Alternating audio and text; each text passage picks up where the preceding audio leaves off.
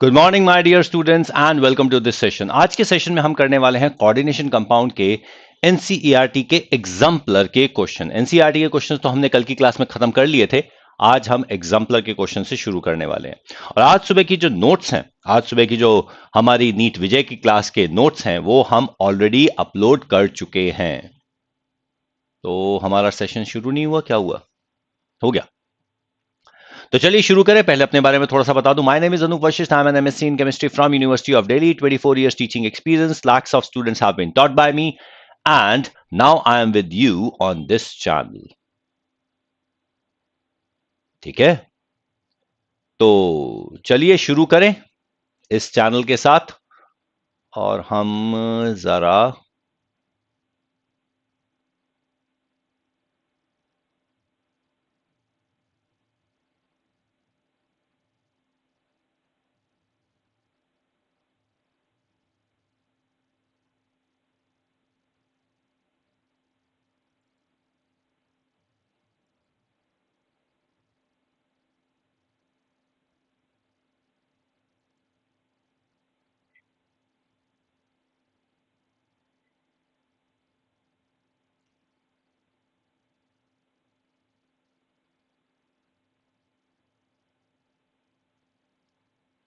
आ,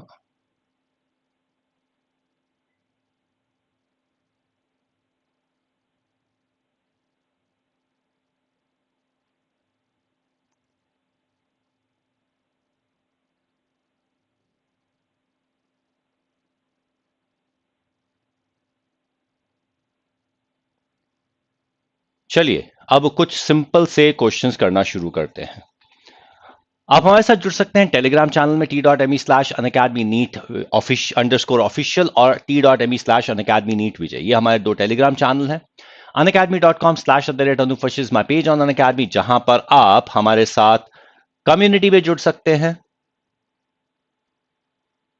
और कम्युनिटी में जुड़ने के साथ साथ आप जुड़ सकते हैं हमारे साथ इन द ओपन हाउस। तो ओपन हाउस सेशन भी इसी के साथ होते हैं।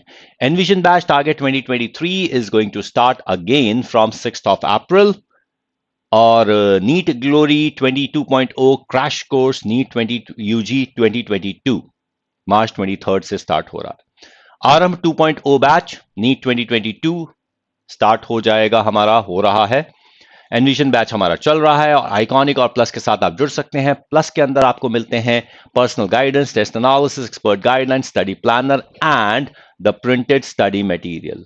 तो ये सब आपको मिल जाता है प्लस में, और आइकॉनिक के अंदर आपको ये सब तो मिलता है। ये है प्लस और आइकॉनिक के अंदर, आइकॉनिक में प्लस इंक्लूडेड है। एवी लाइव कोड का यूज कीजिए और ज्वाइन कर लीजिए।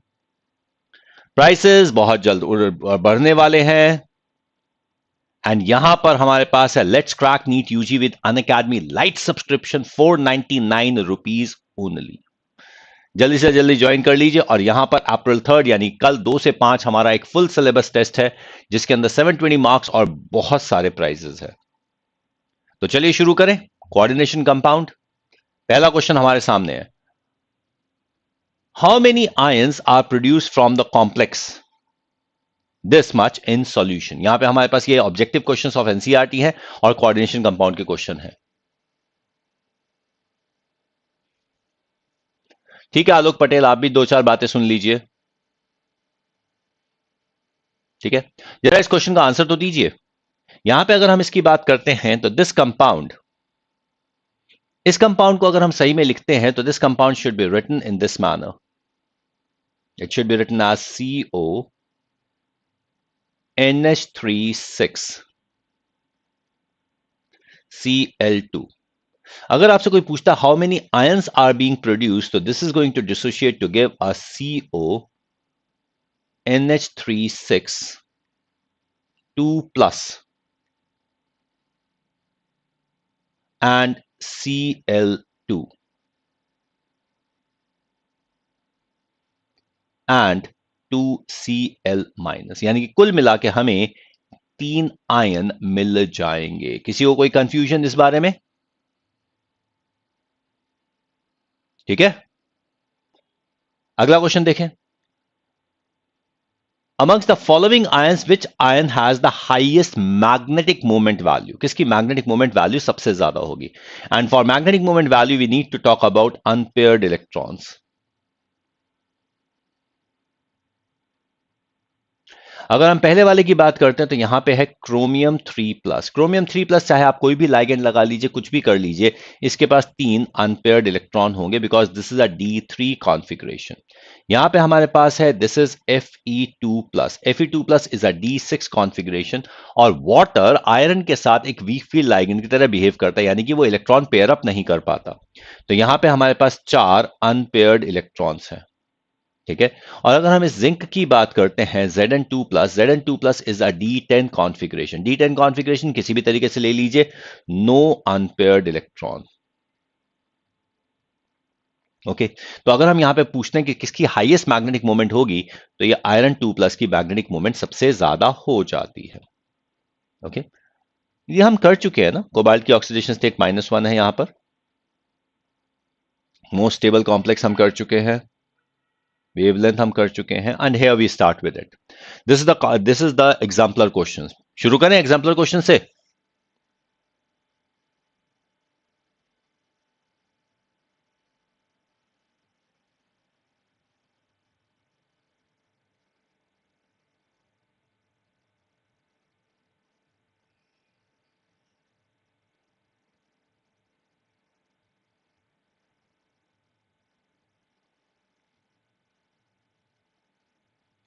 बेटा कम से कम नाम तो होना चाहिए,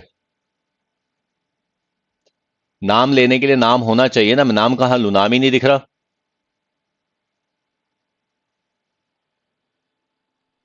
चलिए, यहां पर अब सीधी सी बात यह है कि अगर हमारे पास ये एक स्टेबिलिटी लॉग के हमारे पास जिसके अंदर है, जिसका जितना ज्यादा स्टेबिलिटी कांस्टेंट है, ये क्या है हमारे पास? This is what we have as the stability constant.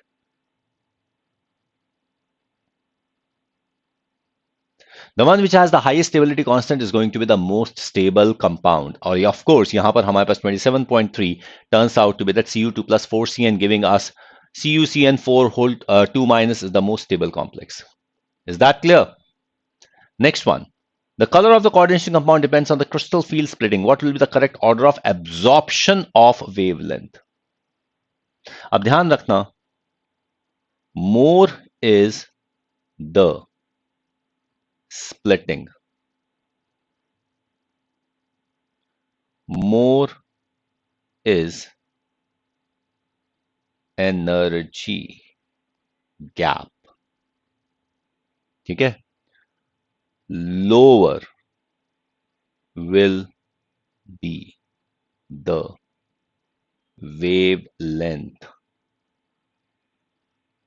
absorbed. एक बात का ध्यान रखना, वेवलेंथ जितनी कम होती है एनर्जी उतनी ज्यादा हो जाती है। तो जितनी एनर्जी गैप ज्यादा हो जाएगा, एब्जॉर्ब्ड वेवलेंथ उतनी ही कम हो जाएगी। Any doubts? तो अब यहां पर हमारे पास क्या है? हमारे पास साइनाइड है, हमारे पास अमोनिया है, हमारे पास वाटर है। तो साइनाइड का गैप ज्यादा होता है as compared to ammonia, that is nitrogen donor, as compared to water which is oxygen donor. ठीक है, तो ये है एनर्जी ऑर्डर। तो वेवलेंथ का ऑर्डर इसका एग्जैक्ट उल्टा होगा, यानी कि साइनाइड के केस में वेवलेंथ सबसे छोटी एब्जॉर्ब होगी, वो अमोनिया के अंदर उससे ज्यादा एब्जॉर्ब होगी, और वाटर में सबसे बड़ी वेवलेंथ एब्जॉर्ब हो जाएगी। तो यहां पर हमारे पास जो ऑर्डर हो जाएगा वो एग्जैक्ट उल्टा बन जाएगा। तो अब अगर हम ऑर्डर की बात करें, तो here what we are going to have, the energy gap is water, ammonia and cyanide. So that should be the energy order. किसी को कोई डाउट जिसमें? ये वेवलेंथ का ऑर्डर, ठीक है? किसी को कोई डाउट हो तो पूछ लेना।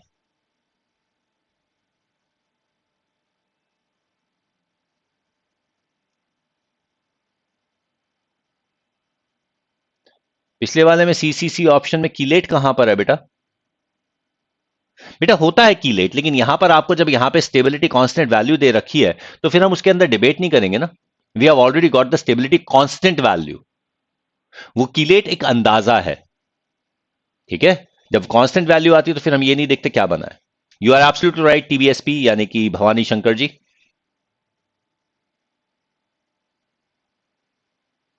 ठीक है,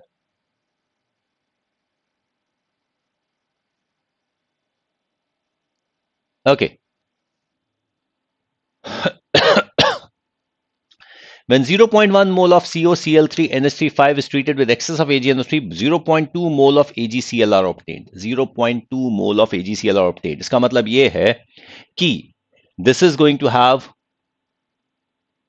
only 2 Cl minus in ionization sphere. ठीक है, तो यहां पे सिर्फ 2 क्लोराइड आयोनाइजेबल हैं। There are only 2 ionizable chlorides. तो हमारे पास जो इसका कंपाउंड का फॉर्मूला बनेगा वो ये बनेगा CO NH3 5 Cl Cl2। ठीक है, तो ये हमारे पास इसका फॉर्मूला बन जाता है। ठीक है, एंड देन यहां पर आपके पास ये आ जाएगा 1 आयन, तो ये है, 2 आयन ये है, तो दिस इज 1:2 इलेक्ट्रोलाइट। कोई कंफ्यूजन किसी को यहां पर? ठीक है,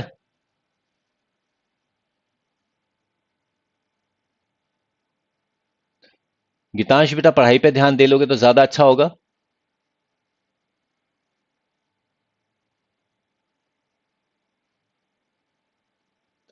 आलोक बेटा पढ़ाई पे ध्यान दे लो।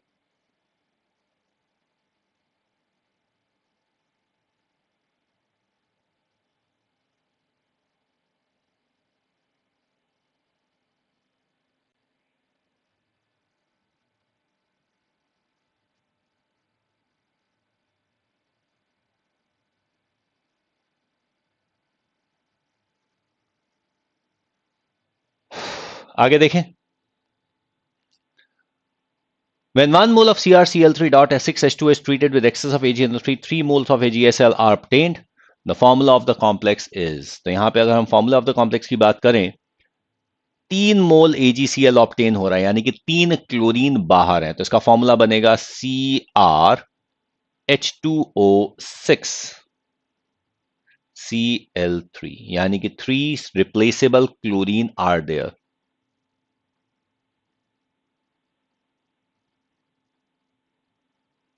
ओके, कोई doubt? PTNH3 twice Cl2, I think it's quite easy. यहां पर हमारे पास ये आ जाएगा, सबसे पहले प्लैटिनम की ऑक्सीडेशन स्टेट निकाल लो। प्लैटिनम +2 × 0, अमोनिया का ऑक्सीडेशन स्टेट 0 होता है, +2 × -1 दैट इज क्लोरीन, ओवरऑल 0, तो प्लैटिनम की ऑक्सीडेशन स्टेट +2 आ जाएगी। तो यहां पर ही इसी से हमारा आधा आंसर तो निकल जाता है। आधा आंसर क्या, पूरा ही आंसर निकल गया, क्योंकि यहां पे +4 दे रखा है, यहां पे 0 दे रखा है, यहां पे 4 दे रखा है, यहां पर 2 दे रखा है, तो ऑटोमेटिकली यही आंसर निकल गया। लेकिन फिर भी हम पूरा फॉर्मूला लिख ले, पूरा आंसर लिख लेते हैं। यहां पर हमारे पास 2 अमोनिया है, तो डाई अमीन आ जाएगा। क्लोरीन 2 है, डाई क्लोरिडो। प्लैटिनम 1 है और ऑक्सीडेशन स्टेट 2 है, तो that's the name of this entire compound, diammine dichlorido platinum 2। ठीक है, अगला देखते हैं। The stabilization of the coordination compound due to chelation is called the chelate effect. तो कीलेट इफेक्ट की आपके पास डेफिनेशन भी आ गई। Which of the following is the most stable complex species. यहां पर सीधा सीधा आपको यह बताया गया है कि जो भी इसमें कीलेट है उसका आंसर हो जाएगा। यहां पे अगर हम कीलेट की बात करते हैं तो यहां पर ये मोनोडेंटेट है, ये भी मोनोडेंटेट है, ये भी मोनोडेंटेट है, ये हमारे पास कीलेट बन जाता है। तो this is what we have as the chelate. अब वही बात है ना, यहां पर जिस तरीके से क्वेश्चन दिया गया उसके हिसाब से chelation is the answer. Any confusion है? चलिए अगला देखते हैं। Indicate the complex ion which shows geometrical isomerism. Geometrical isomerism, अगर आपने मेरी ये क्लास अटेंड की हुई है,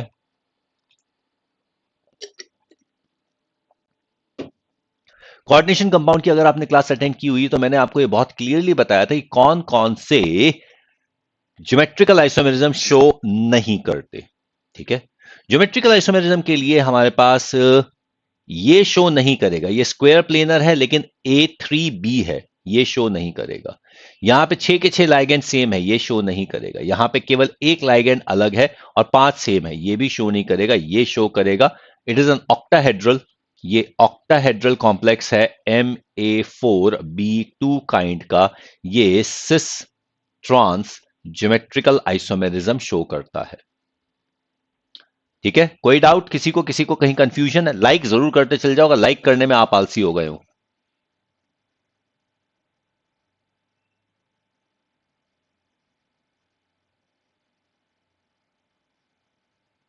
ठीक है, कोई confusion?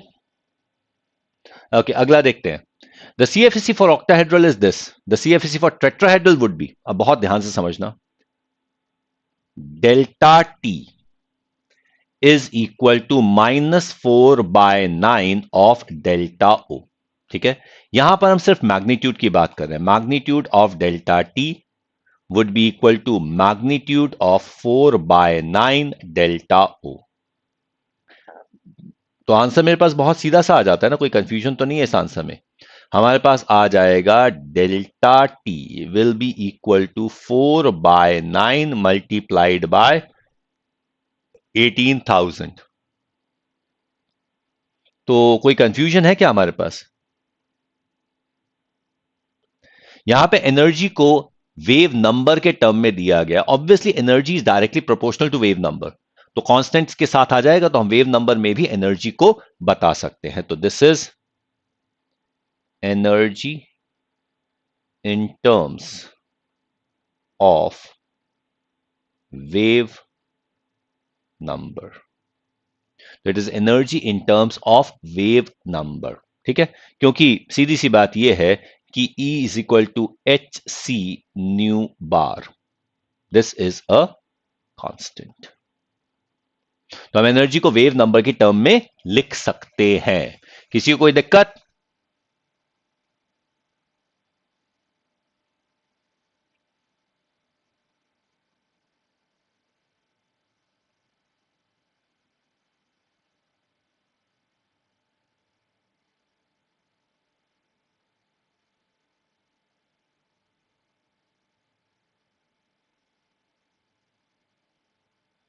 Great.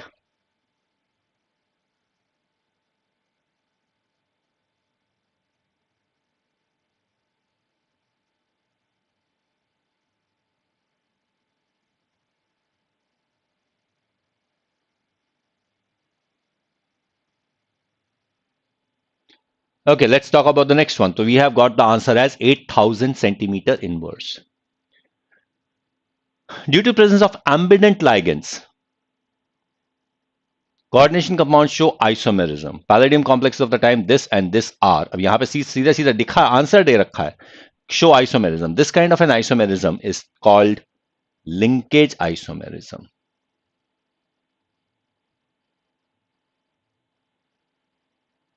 The isomerism due to the linking of the atoms of the various coordination or ligands. So this is what we call as the linkage isomers. कोई डाउट किसी को? The compound COSO4 NH35Br and this R represent. हाँ, एक minute, यहां पे bromine है, यहां पे क्लोरीन है.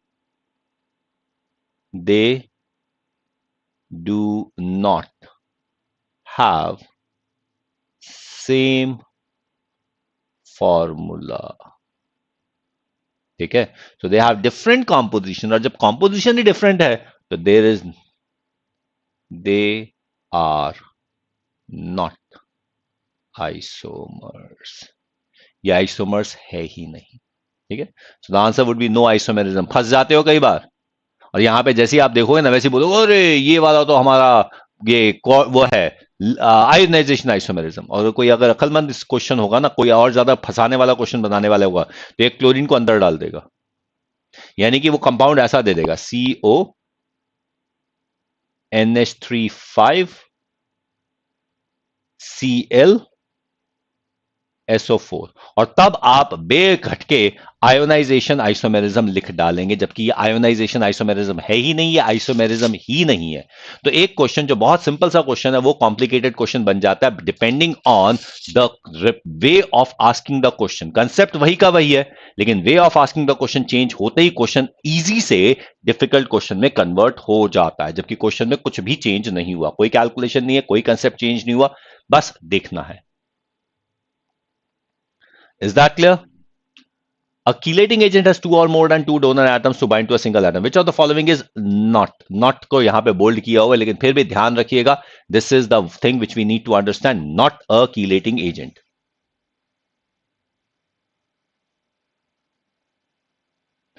गीतांश बेटा पढ़ाई पे ध्यान दे लो।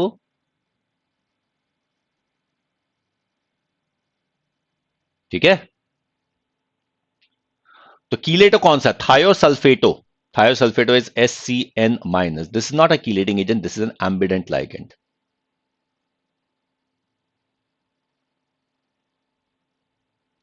Oxalato is a chelate, glycinato is a chelate, ethane 1,2-diamine is a chelating agent. So the answer is thiosulfate, which has two possible attacking groups, but can attack only from one side at a time. ठीक है? Which of the following species is not expected to be ligand? कौन सा ligand नहीं है? Simple सी बात, which does not have donatable electron pair, मतलब कि no lone pair, no pi bond. जिसके पास लोन पेयर भी नहीं है और पाई बॉन्ड भी नहीं है, वो हमारे पास लाइगेंड नहीं होगा। NO के पास है, इसके पास यहां पर भी है और यहां पर भी है, इसके पास भी है, लेकिन इसके पास नहीं है। NH4 प्लस है, NH3 is the ligand, NH4 plus ligand नहीं है। Is that absolutely clear to you? ठीक है,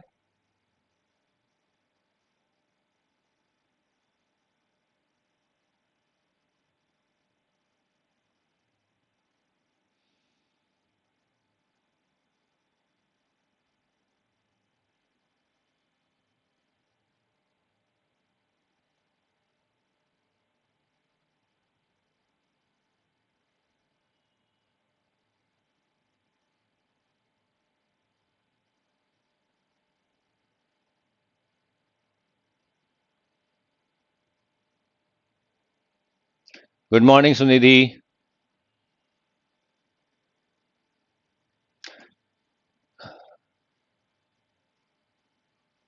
बेटा मैंने आपसे बहुत बार बोला है, रिलीजन पॉलिटिक्स के बारे में डिस्कशन मत करो,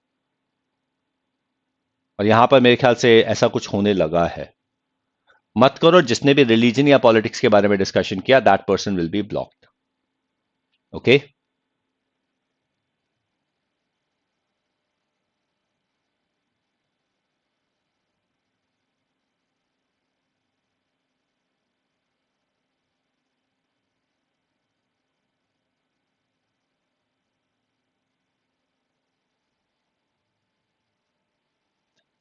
समीर खान बेटा, I think you will be blocked. Bye.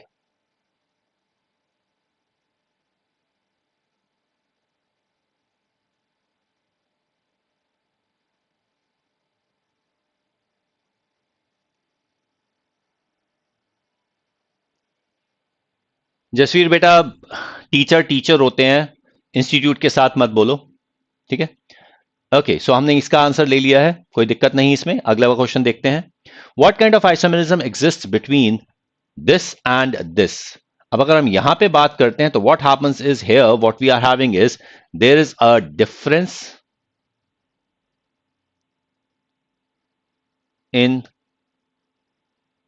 Number of water molecules, यानी कि solvent, in coordination and solvation sphere. समझे? तो this is called solvate isomerism, और वाटर अगर होता है तो उसे हाइड्रेट आइसोमेरिज्म कहते हैं। तो यहां पे हमारे पास है सॉल्वेट या फिर हाइड्रेट आइसोमेरिज्म। तो दिस इज सॉल्वेट और हाइड्रेट आइसोमेरिज्म। किसी को कोई डाउट, कोई प्रॉब्लम?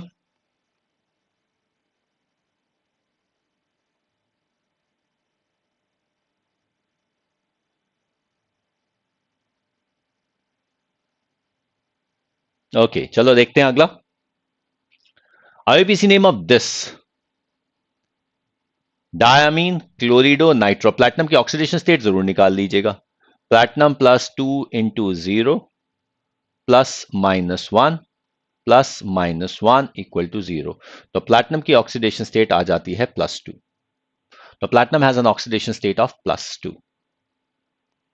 ठीक है, और यहां पे nitrogen is NO2 is attach from nitrogen, तो N नाइट्रिटो N, तो हमारे पास आ जाएगा ना। और हाँ, अल्फाबेटिकली सबसे पहले अमीन आएगा, डायअमीन, डायअमीन क्लोरिडो नाइट्रिटो N प्लैटिनम 2। ठीक है, diammine chlorido nitrito N platinum 2। The answer would be the third one. किसी को कोई डाउट? अल्फाबेटिकल ऑर्डर का ध्यान रखना, क्योंकि एग्जामिनेशन में क्वेश्चन अल्फाबेटिकल ऑर्डर के बेस पर भी पूछे जाएंगे। ठीक है, सजल बेटा, नीट रजिस्ट्रेशन की अभी डेट नहीं आई है। लास्ट डेट तो तब आएगी जब नीट की डेट क्लियर हो जाएगी। अभी तक नीट की टेंटेटिव डेट है 17 जुलाई।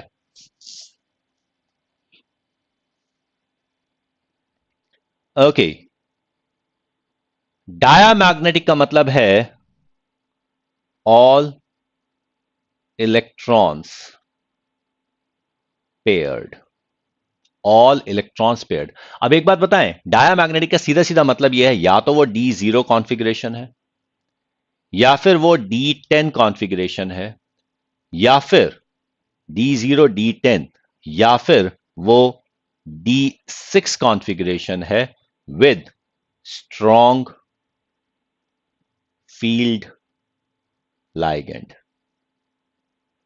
D0 D10 D6 के अलावा बाकी सारे के सारे पैरामैग्नेटिक हैं।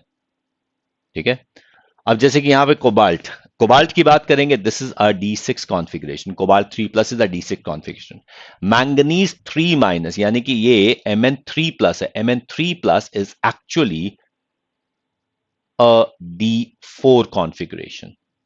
ठीक है, मैंगनीज इज D5S2। तो अगर 3+ हम लेते हैं तो ये D4 कॉन्फ़िगरेशन आ जाएगा।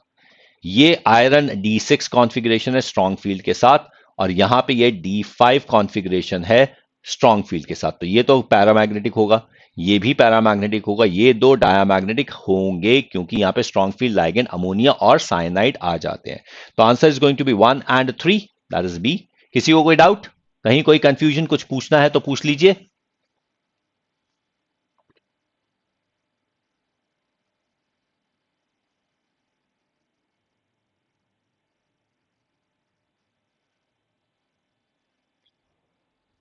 नेक्स्ट क्वेश्चन देखें।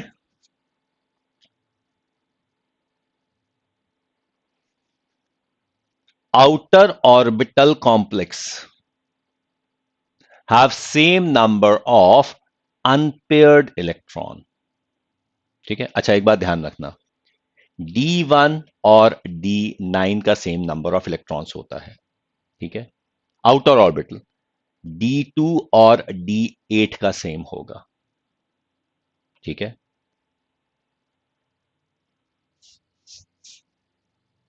D3 और D7 का सेम होगा। ठीक है, आउटर ऑर्बिटल की बात कर रहे हैं हम। D4 और D6 का सेम होगा। ठीक है,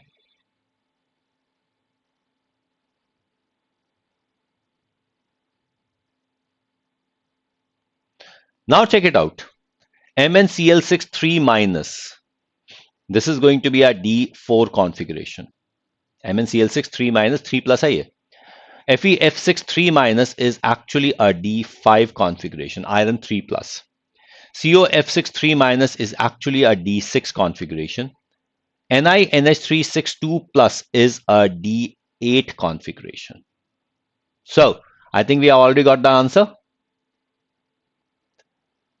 That is 1 and 3 have the same number of unpaired electrons. कोई doubt? ठीक है, चलिए. Which of the following options are correct for FeCN6 3 minus complex? FeCN6 3 minus complex के लिए सबसे पहली बात तो ये D5 configuration है, ये strong field है, ये 1 unpaired है, ये hybridization D2sp3 है. ठीक है, ये पैरामैग्नेटिक है विद 1 अनपेयर्ड इलेक्ट्रॉन. ओके, चलिए अब चेक कर लेते हैं. सबसे पहली बात है D2sp3 है, स्ट्रॉन्ग फील्ड लाइगेंड है इसलिए. ठीक है, ये आ गया. ये नहीं है sp3d2. पैरामैग्नेटिक है, बिल्कुल सही है. डायमैग्नेटिक नहीं है क्योंकि इसमें अनपेयर्ड इलेक्ट्रॉन है, ऑड नंबर ऑफ इलेक्ट्रॉन है. It's a D5 configuration, odd number of electron, तो इसलिए पैरामैग्नेटिक तो होगा ही होगा. तो answer would be 1 and 3. Again B आ गया आंसर हमारे पास. किसी को कोई दिक्कत, कहीं किसी को कोई confusion?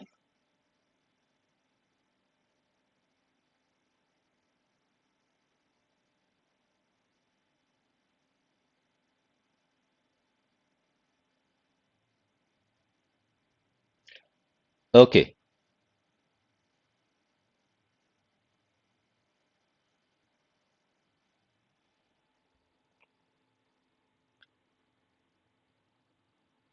an aqueous pink solution of cobalt 2 chloride changes to deep blue on addition of excess of HCl. This is because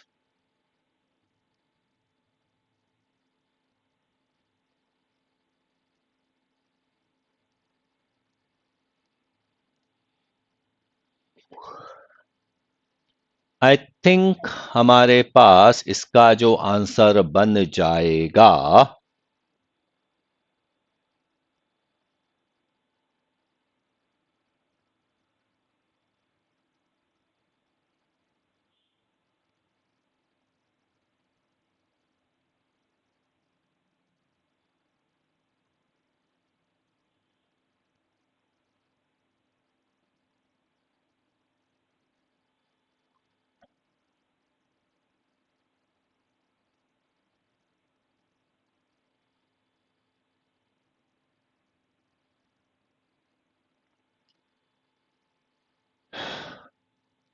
chlorine is a weak field ligand, तो ये टेट्राहेड्रल कॉम्प्लेक्स में बन जाएगा. तो this is going to be this the tetrahedral complex. और further tetrahedral complex का splitting कम होती है, ऑक्टाहेड्रल कॉम्प्लेक्स की स्प्लिटिंग ज्यादा होती है.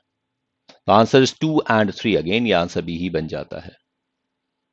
ठीक है,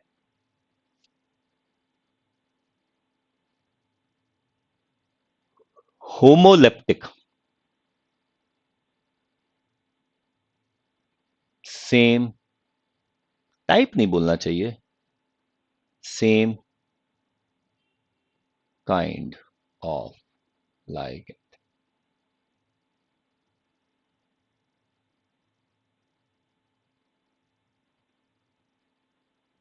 सेम काइंड ऑफ लाइगेंड. ठीक है, which of these complexes are homoleptic? तो होमोलेप्टिक के अंदर तो यहां पे ये सिर्फ अमोनिया है और यहां पर सिर्फ साइनाइड है. तो these two are homoleptic complexes. बाकी दोनों जो है हेट्रोलेप्टिक कॉम्प्लेक्सेस बन जाते हैं. There are two heteroleptic, these two are heteroleptic. तो these are heteroleptic complexes. Any confusion है? तो हमारे पास आ जाएगा again the answer is 1 and 3. फिर से बी बन गया. कोई डाउट? ओके, लो अब हेट्रोलेप्टिक कॉम्प्लेक्स पूछ लिया. आई थिंक इसमें भी कोई कंफ्यूजन नहीं होना चाहिए आपको.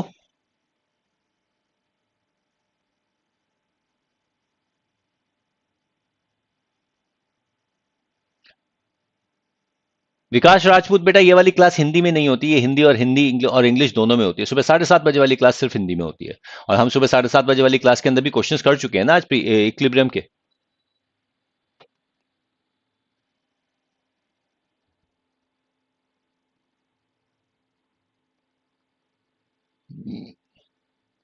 हेट्रोलेप्टिक का बताने में तो कोई मुश्किल नहीं है। These two are homo, so 2 and 4 are heteroleptic. कोई problem? Identify optically active compound from the following. अच्छा एक बात, यहां पर 3 बायडेंटेट लाइगेंड्स हैं, 3 बायडेंटेट लाइगेंड्स। तो 3 बायडेंटेट लाइगेंड अगर किसी कॉम्प्लेक्स में होते हैं तो वो ऑप्टिकली एक्टिव हो जाता है। ठीक है, cis cis is optically active with 2 bidentate ligands। तो 2 बायडेंटेट लाइगेंड के साथ सिस ऑप्टिकली एक्टिव हो जाता है।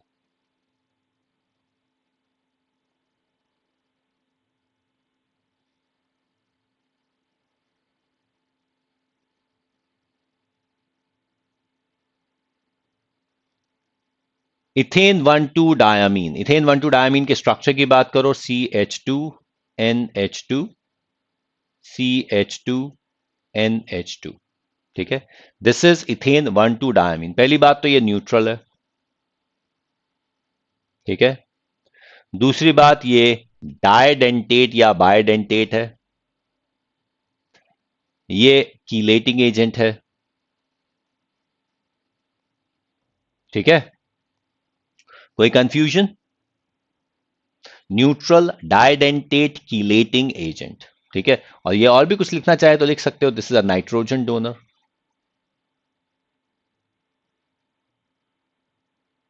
कोई कंफ्यूजन किसी को? तो इट्स अ न्यूट्रल लाइगेंड, बिल्कुल सही है। इट्स अ डायडेंटेट लाइगेंड, ये भी सही है। इट्स अ कीलेटिंग लाइगेंड, ये भी सही है। अब ये यूनिडेंटेट तो नहीं है, ये तो गलत हो गया। तो हमारे पास आ गया 1, 2 एंड 3। कोई डाउट किसी को, किसी तरह का कोई कंफ्यूजन?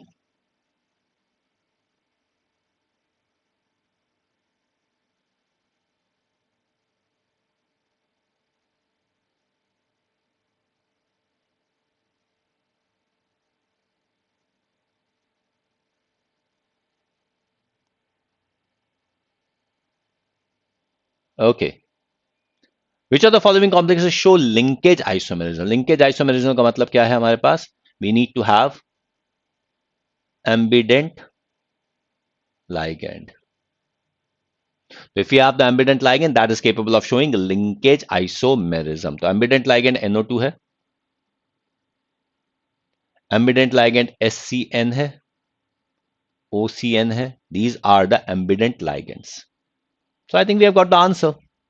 ये आ जाएगा, ये आ जाएगा। These are the ambident ligands। तो 1 and 3। कोई कंफ्यूजन किसी को?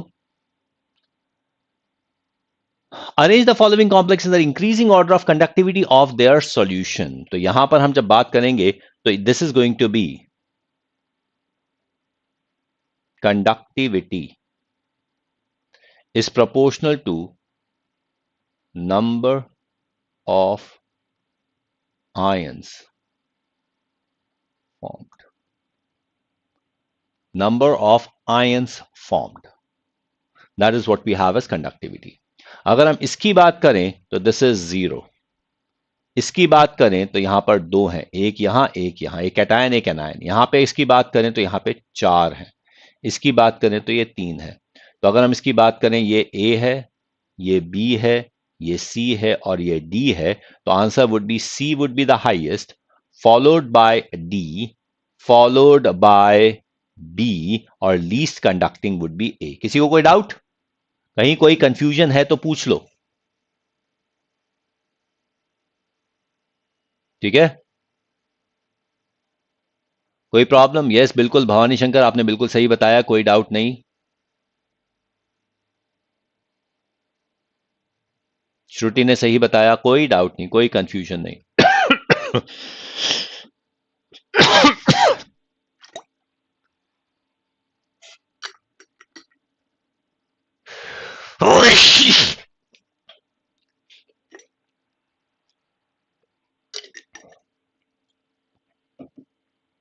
Okay, CrCl3 4H2O precipitates silver chloride when treated with silver nitrate, यानी कि कम से कम, एक्सक्यूज मी, मतलब कि इसके पास कम से कम एक क्लोराइड तो है। The molar conductance of this corresponds to total of 2 ions, यानी कि एक आयन क्लोराइड का है। The structure formula of the compound and name it, ये आएगा CrH2O4 Cl2Cl। नाम दोगे इसका, इसका नाम आएगा tetra aqua di chlorido, tetra aqua di chlorido chromium 3 chloride. That would be the name of this compound. Tetra aqua dichloridochromium 3 chloride. Okay, अच्छा, ये जो ए लिखा है ना, दिस इज अ बायोडेंटेट लाइगेंड। ये बायोडेंटेट लाइगेंड लिखने का तरीका है, और that is symmetric bidentate ligand, यानी कि दो मेटल, दो एटम है, दोनों आइडेंटिकल है, तो this is symmetric bidentate ligand. Optically active है, ऑप्टिकली एक्टिव का मतलब है ये सिस है, ट्रांस ऑप्टिकली एक्टिव नहीं होता। What does this indicate about the structure of the complex? Give one example of such complex. I think आप कर सकते हो, आप, कोई डाउट तो नहीं होगा इसमें?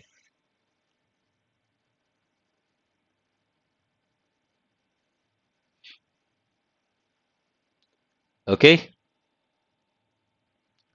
Magnetic moment MCl4 is 0.5.92 Bohr magneton. 5.92 Bohr magneton का मतलब है under root n bracket n plus 2 is 5.92, यानी कि n bracket n plus 2 is equal to 35। n की वैल्यू है 5। 5 अनपेयर्ड इलेक्ट्रॉन है, 5 unpaired electrons, simple. 5 unpaired electrons है, Mn2 plus is a D5,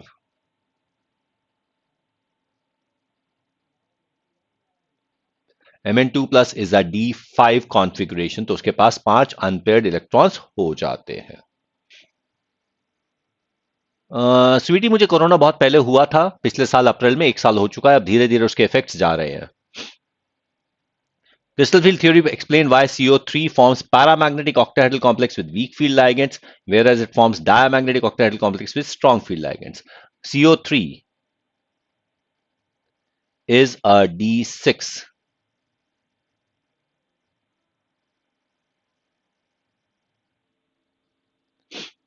It is a D6 electronic configuration. ठीक है, तो strong field, it is all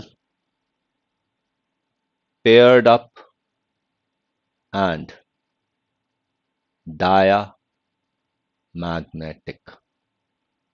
ठीक है, weak field, 4 unpaired. Is that clear? कोई कंफ्यूजन तो नहीं किसी को? Why are low spin tetrahedral complexes not formed? बहुत सिंपल सी बात है, tetrahedral splitting is less than half. That is actually 4/9 of octahedral splitting.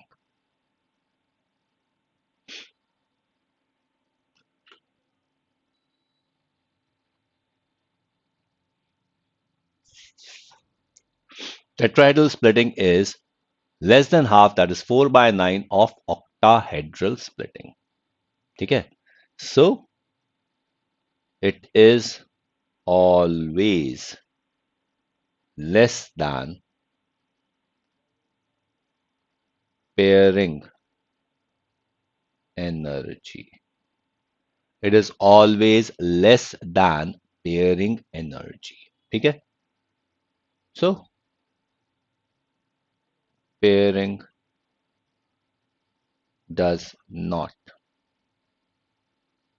take place before all orbitals have one electron each. ठीक है? Electronic configuration of the following complexes on the basis of crystal field splitting. यहां पर ये weak field है, ये strong field है. यहां पर this is going to turn out to be strong field. लेकिन यहां पर ये D9 कॉन्फ़िगरेशन है तो कोई फर्क पड़ेगा नहीं.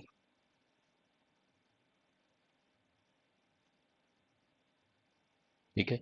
यहां पर this is going to have 4 unpaired. This is going to have 0 unpaired. ठीक है? बाकी आप बना सकते हो इलेक्ट्रॉनिक कॉन्फ़िगरेशन, इसमें तो कोई दिक्कत नहीं आएगी. बस बेटा, हिंदूनाथ protection we are going to start very soon. इसी वीक में स्टार्ट कर देंगे, Monday onwards. Monday, Tuesday onwards, we are going to start the class. Why FeOH6 thrice has a magnetic moment of value 5? यहां पे हमारे पास Fe3 plus D5 weak field 5 unpaired, and this has 1 unpaired. ठीक है? Increasing order of splitting energy delta O किसमें कितनी है? ये halogen है. अब यहां पे एक सीधा सा ऑर्डर बताता हूं, बिल्कुल सीधा सा. यहां पे अब देखो, यहां पे आप कहोगे कि सर हमें पूरी की पूरी स्पेक्ट्रोकेमिकल सीरीज याद करनी पड़ेगी. नहीं, पूरी की पूरी स्पेक्ट्रोकेमिकल सीरीज याद करने की जरूरत नहीं है. सिर्फ 4 ये याद रख लो, CNOX. कार्बन डोनर की स्प्लिटिंग नाइट्रोजन डोनर से ज्यादा है, जो ऑक्सीजन डोनर से ज्यादा है, जो कि हैलोजन डोनर से ज्यादा है. यहां पे आपके पास हैलोजन है, यहां पर आपके पास कार्बन है, यहां पर आपके पास नाइट्रोजन है. तो I think we have already arrange them. हमारे पास आ जाएगा इंक्रीजिंग ऑर्डर. तो सबसे कम पहले CrCl6, 3 का सबसे कम है. उसके बाद हमारे पास आ जाएगा CrNH3 6 3+, और सबसे ज्यादा हमारे पास है CrCN6 3- का. So that's what we have as the increasing order of splitting energy. Why do compounds having similar geometry have different magnetic moments? कई reasons हो सकते हैं. बहुत सिंपल सी बात है. Due to different number of unpaired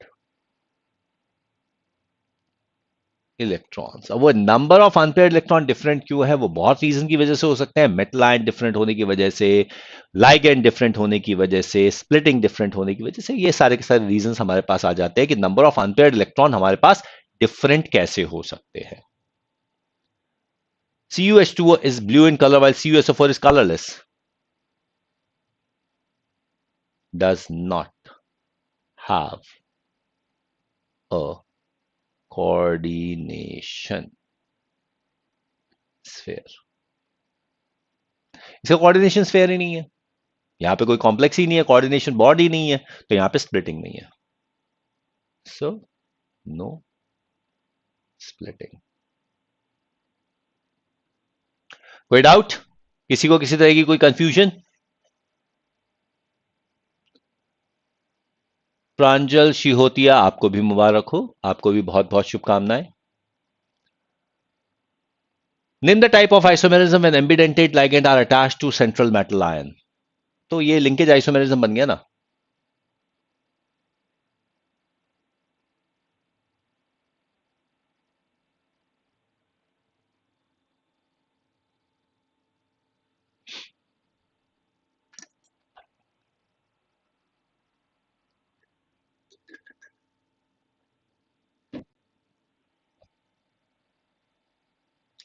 अब देखो, एम्बिडेंट लाइगेंड की अगर हम एग्जांपल्स की बात करें, आपका एक टेंडेंसी होती है साइनाइड का एग्जांपल देने की। मैं सिंसियरली आपको बोलूंगा साइनाइड का एग्जांपल मत देना। आप NO2 का एग्जांपल दे सकते हो, आप SCN का एग्जांपल दे सकते हो, आप OCN का एग्जांपल दे सकते हो। CN मत देना, क्योंकि CN को एज NCERT ने एम्बिडेंट लाइगेंड में इंक्लूड नहीं किया है। होता होगा लेकिन इंक्लूड नहीं किया है। चलिए मैच द फॉलोइंग की बात करें। Complex given in the column with the colours given in the column. अब एक बात का ध्यान रखिएगा, यहां पर आप कहेंगे कि सर हमें क्या कलर्स को याद रखना पड़ेगा? द आंसर इज नो, आपको कलर्स को याद रखने की जरूरत नहीं है। ठीक है, अब हमें देखना है स्प्लिटिंग के बारे में। स्प्लिटिंग किसमें कितनी ज्यादा है? जिसमें स्प्लिटिंग जितनी ज्यादा होगी, वो जो एब्जॉर्ब्ड रेडिएशन है वो उतनी ज्यादा फ्रीक्वेंसी की हो जाएंगी, उतनी कम वेवलेंथ की हो जाएगी। तो जो ऑब्जर्व्ड है उसका कॉम्प्लीमेंट्री होगा। Observed is complementary. ठीक है, अब अगर हम बात करते हैं वायलेट की, तो वायलेट कौन सा होगा? वायलेट का ऑपोजिट। अब यहां पे हम बात करें, कलर्स की बात करें, टाइटेनियम में एक इलेक्ट्रॉन है और वाटर है, वाटर और इथिलीन डायमीन है।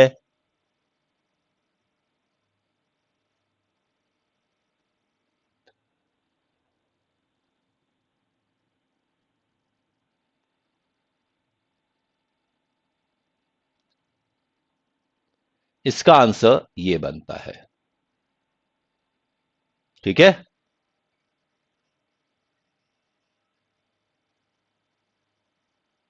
आरती गुप्ता बेटा, ये 12th क्लास की कोऑर्डिनेशन कंपाउंड की क्लास है।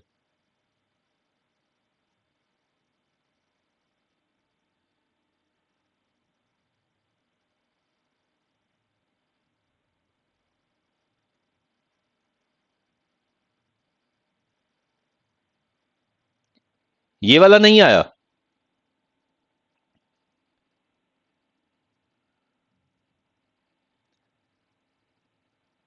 एब्जॉर्प्शन पे डिपेंड करता है, ये कौन सा कलर एब्जॉर्ब करेगा। ठीक है, यहां पर तो शायद कुछ काफी कुछ याददाश्त पे ही है। चलिए अब इनको अंदर देखते हैं। ये तो शायद आप आराम से कर लोगे। Match the coordination compound given in column B to the real central metal ions in this. Chlorophyll में, क्लोरोफिल के अंदर मैग्नीशियम होता है। ब्लड पिगमेंट, उसमें आयरन होता है। उसमें भी कुछ सोचने वाली बात है क्या? विल्किंसंस कैटलिस्ट, रोडियम, उसमें रोडियम है। Vitamin B12, cobalamin, cobalt. A का 5, ये लो सीधा आंसर पहले ही आ गया। कोई दिक्कत किसी को? किसी को कोई कंफ्यूजन इसमें? क्या एक्सप्लेन करना उम्मीद?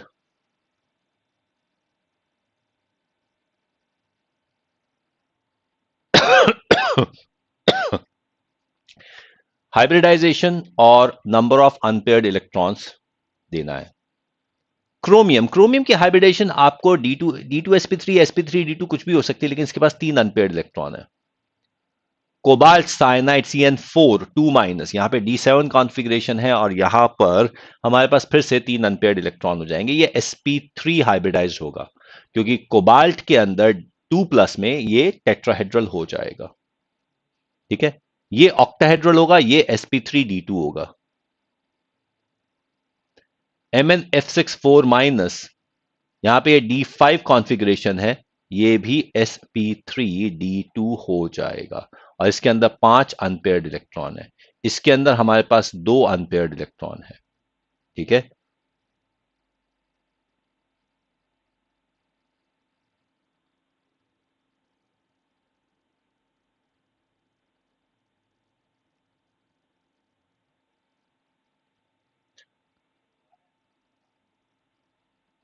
यहां पर इसके पास sp3,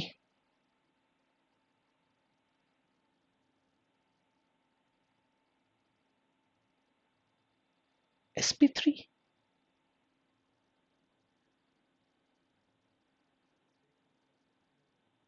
नहीं, ये sp3d2 है with 3 unpaired electron.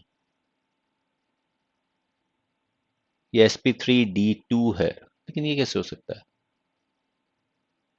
This one is sp3d2 with 3 unpaired electron. यहां पे तो कोई ऑप्शन ही नहीं है। क्रोमियम है, cobalt cyanide, this is sp3 with 3 unpaired electron. ये d7 कॉन्फ़िगरेशन है। ये sp3d2 विद 2 अनपेयर्ड इलेक्ट्रॉन है, ये sp3d2 विद 5 अनपेयर्ड इलेक्ट्रॉन है। तो sp3d2 विद 5 अनपेयर्ड इलेक्ट्रॉन 2 किसका है? d का 2, तो ये सही है। ठीक है, a का 3। चलो हम d2sp3 भी मान सकते हैं इसको, इसमें कोई दिक्कत नहीं है क्योंकि यहां पे दोनों में कोई फर्क नहीं आएगा। तो ये यहां पे हो सकता है a का 3, b का 1। नहीं, dsp2 नहीं है, ये कोबाल्ट d7 dsp2 नहीं होता। गलत है, क्वेश्चन ही गलत है, इसमें गड़बड़ है। ओके, चलिए, possible isomerism given in the compound. यहां पर this is going to show geometrical isomerism. A का 4 हो गया। सिस, ये ऑप्टिकल आइसोमेरिज्म शो करेगा, ये 1 हो गया बी का। CONH3 NO2 Cl2, ये लिंकेज शो कर सकता है क्योंकि यहां पर ये एम्बिडेंट लाइगेंड है, तो यहां पर ये 5 आ गया। CONH3 6, ये कोऑर्डिनेशन स्फेयर आइसोमेरिज्म शो कर सकता है, तो इसका 3 आ गया। तो ए का 4 है, बी का 1 है, सी का 5 है और डी का 3 है। तो answer comes out to be the third one. कोई दिक्कत किसी को?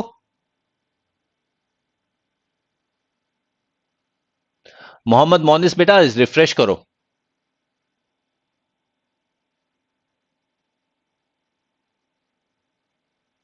Is that clear?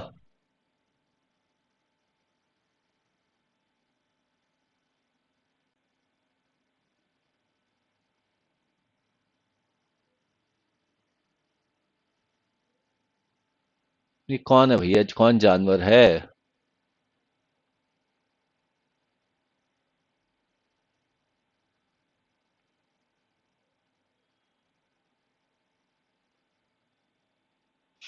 अरे वाह, तो इस हफ्ते सभी व्रत रखेंगे, कोई रोजा रखेगा, कोई व्रत रखेगा। Very great.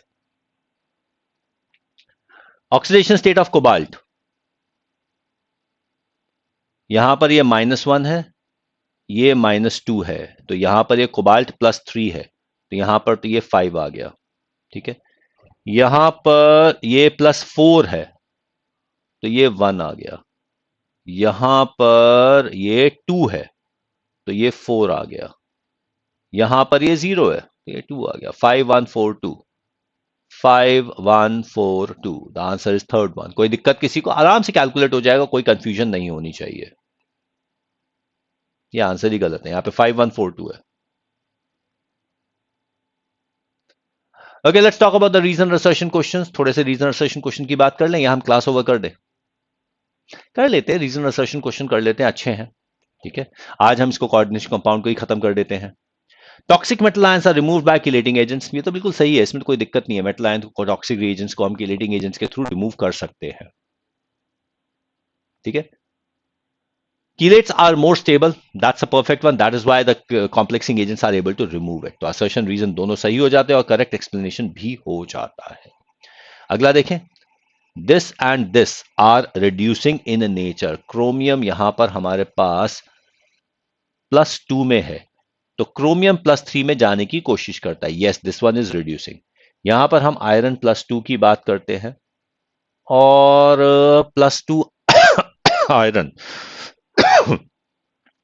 +3 में जा सकता है, रिड्यूसिंग नेचर बन सकती है। Unpaired electrons are present in the D orbital, ये रीजन तो नहीं है, this is not the reason. हाँ, ये सही है स्टेटमेंट, क्योंकि यहां पर वीक फील्ड लाइगेंड्स है, तो ये यहां पे अनपेयर्ड इलेक्ट्रॉन तो है। तो ये रीजन असर्शन दोनों स्टेटमेंट सही हो जाती है, बट ये एक्चुअल रीजन नहीं बनता। Linkage isomerism arises in coordination compound containing ambident ligand, ये तो स्टेटमेंट सही है। लिंकेज आइसोमेरिज्म एम्बिडेंट लाइगेंड का, ambident ligand has two different donor atoms, सही है। और सही रीजन भी बन जाता है, of which one is used at a time. ठीक है, okay, next one. Complex of M6 type do not show geometrical, ये तो सही है, बिल्कुल सही है। अरे ये गलत हो गया ना, Ma2B4 या ये Ma3B3 तो ज्योमेट्रिकल आइसोमेरिज्म शो करते हैं ना। तो असर्शन एंड रीजन में से असर्शन सही है, रीजन फॉल्स है। ठीक है, okay. FeCN6 thrive magnetic moment corresponding to unpaired electrons, ये गलत है। It shows one unpaired electron. It has D2sp3 type hybridization, D2sp3 hybridization तो ठीक है, लेकिन यहां पे एक अनपेयर्ड है। तो assertion is false, reason is true. ये D5 कॉन्फ़िगरेशन है ना, D5, एक अनपेयर्ड रह जाएगा।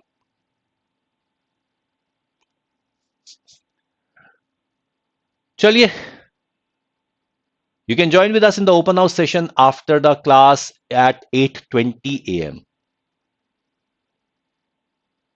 ओके, प्राइस राइज होने वाले हैं, जल्दी से ज्वाइन कर लीजिए। अप्रैल 3 को एग्जाम है नीट यूजी का टेस्ट सीरीज का।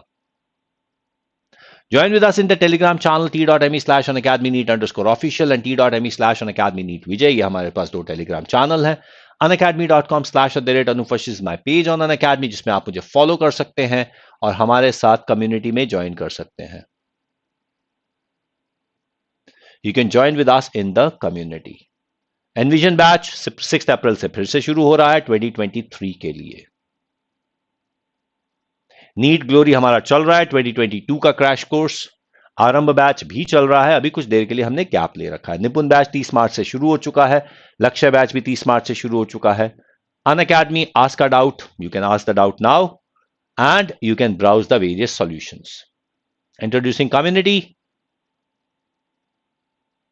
एजुकेटर के साथ जुड़ जाइए आप हमारे साथ कम्युनिटी में और हमारे से सारी की सारी बातें पूछ लीजिए। और ये है आइकॉनिक सब्सक्रिप्शन।